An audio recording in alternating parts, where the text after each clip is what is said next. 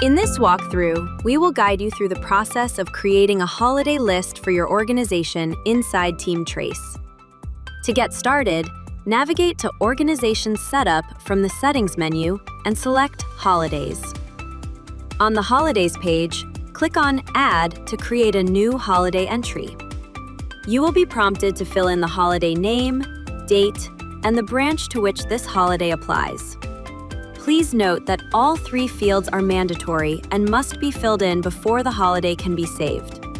A toggle button is also available, which gives administrators the option to mark a holiday as restricted.